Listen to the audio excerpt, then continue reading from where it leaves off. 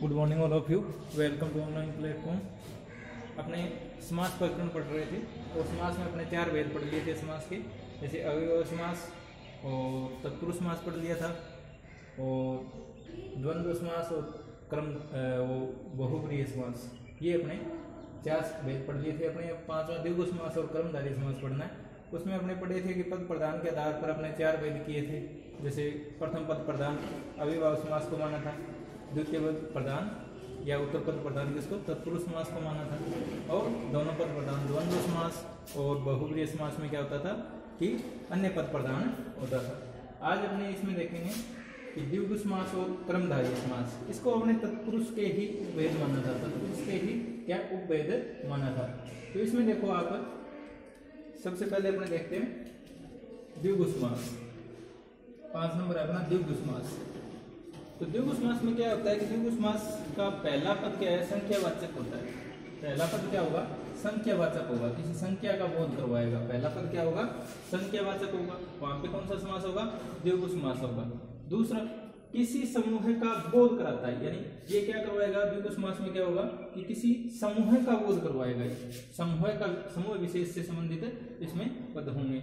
और समास विग्रह करते समय इसमें समूह या संभार शब्द जोड़ दिया जाता है। इसमें क्या समास विग्रह करते समय क्या करते हैं, हमने समूह या समाहार शब्द को जोड़ दिया जाता है। जैसे अपने उदाहरण भी दिए गए हैं, जैसे त्रिलोक।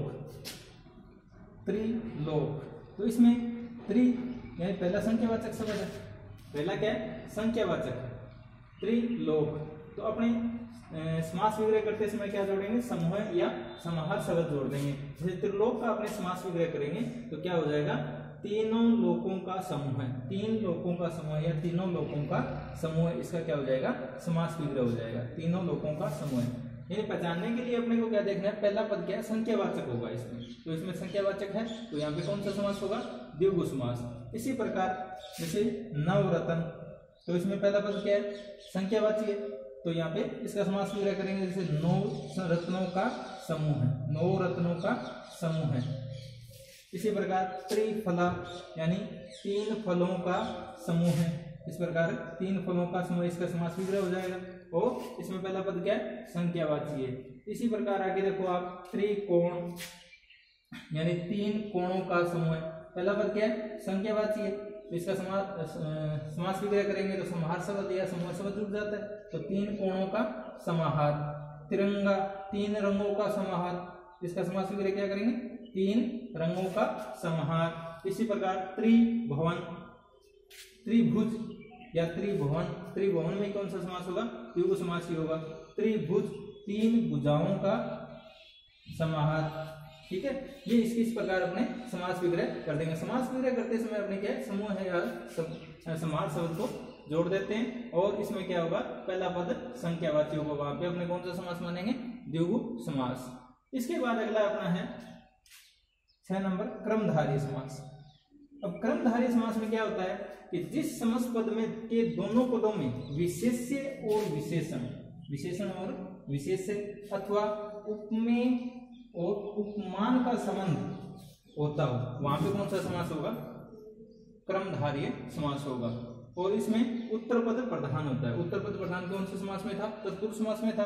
तो मैंने इसके द्विगु समास और क्रमधारय समास को किसके बताए थे, तत्पुरुष समास के ही उपभेद बताए थे आपको। तो इसमें क्या उत्तर पद प्रधान होगा इसमें। ठीक है, तो विशेष्य और विशेषण। अब विशेषण क्या होता है और विशेष्य क्या होता है, उपमान क्या होता है और उपमेय क्या होता है। ठीक है, तो विशेषण यानी जिसकी विशेषता बतलाते हैं, जिसकी विशेषता बतलाते हैं, जिस चीज से विशेषता बतलाते हैं वो विशेषण होता है, और जिसकी विशेषता बतला रहे हैं वो क्या है, विशेष्य। इसी प्रकार जिसकी उपमा करते हैं अपने, जिसकी उपमा करते हैं वो तो उपमेय होता है, और जिस चीज से उपमा कर रहे हैं वो क्या होता है, उपमान होता है। जैसे इसमें उदाहरण दिए हैं अपने, देखो महात्मा। अब महात्मा है तो महान है जो आत्मा, अब महान है, आत्मा की क्या विशेषता बतला रही है, महान शब्द है वो आत्मा की विशेषता बतला रहा है। तो ये क्या हो गया, ये तो हो गया विशेषण, और ये आत्मा क्या हो गया यहाँ पे, विशेष्य। ये क्या हो गया, विशेष्य। ये तो यहाँ पे हो गया विशेष्य, और ये क्या हो गया, विशेषण। तो महात्मा यानी महान है जो आत्मा, इसका समास विग्रह क्या होगा, इसे महान है जो आत्मा।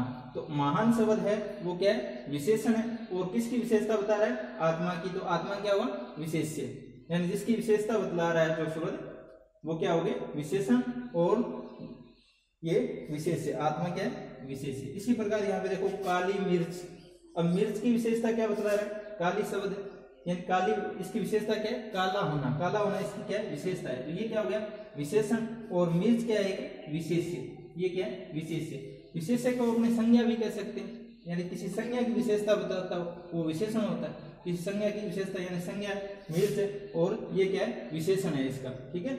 इसी प्रकार नीलकंठ, नीलकंठ, नीला है जो कंठ, कंठ की विशेषता क्या बता रहा है, नीला, नीला होना इसकी क्या है, विशेषता है। तो विशेषण क्या हो गया इसमें, नीला, नीला शब्द क्या है, विशेषण, और कंठ शब्द क्या है, विशेष्य, ये क्या है, विशेष्य। तो यहाँ पे कौन सा समास होगा, क्रमधारय समास होगा। नीलकंठ में अपने एक समास बहुव्रीहि समास पढ़ा था, उस टाइम भी उसमें बहुव्रीहि समास माना था। तो बहुव्रीहि समास में इसका आपने क्या किया था, समास विग्रह, नीला है कंठ जिसका, वह है कौन, शिव, इसका अपने समास विग्रह इस प्रकार किया था। तो इसमें दोनों समास ही हो सकते हैं, लेकिन समास विग्रह करते वक्त अपने इस ढंग से अलग अलग तरीके से अपने उसका समास विग्रह करेंगे।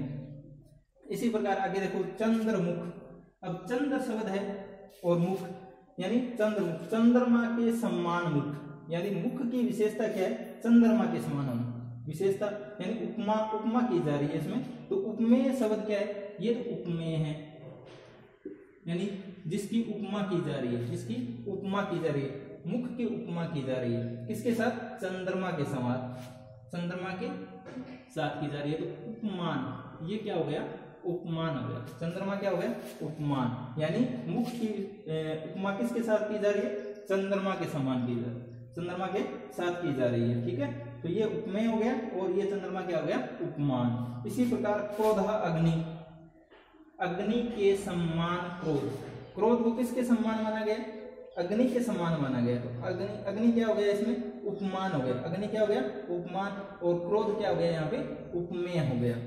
इसी प्रकार घनश्याम, यानी श्याम को किसके समान माना गया, घन, घन यानी बादल, यानी बादल के समान माना गया। तो इसमें क्या हो गया, ये क्या हो गया, उपमेय, और यहाँ पे घन को क्या कर दिया, उपमान, ये उपमान हो गया यहाँ पे, ठीक है।